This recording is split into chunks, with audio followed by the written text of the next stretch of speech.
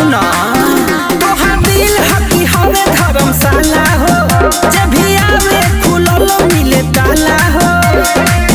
कूल beautiful रहा मारा जान ढाही।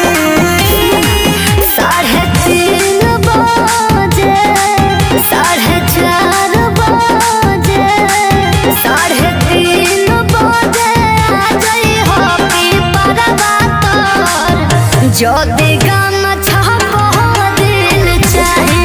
3:30 बजे आ जाई हो पीपरवा तोर ज्योति गाना छाप दिल चाहे।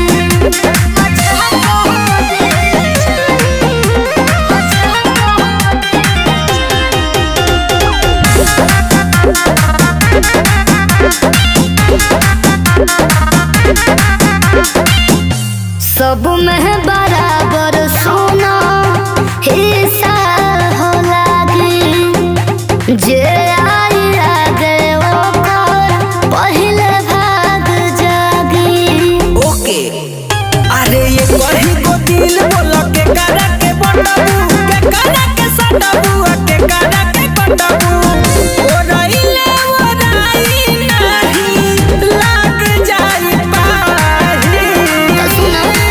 3:30 बजे 4:30 बजे 3:30 बजे ओए हो पीपरवा तोर ज्योति गाना छाप दिल चाहे। 3:30 बजे ओए हो पीपरवा तोर ज्योति गाना छाप दिल चाहे।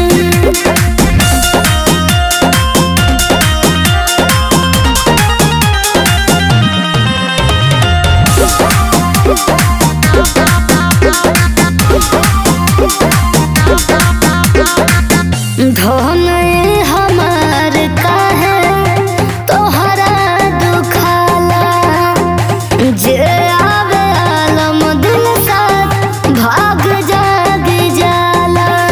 अरे बाप रे सुना जहिया लभर तू कृष्ण के मनबू ओही दिन जान हमारा के जनबू।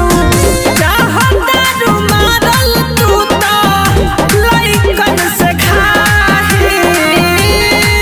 3:30 बजे 4:30 बजे 3:30 बजे आ जाई हो पीपरवा तोर ज्योति गाना छाप दिल चाहे।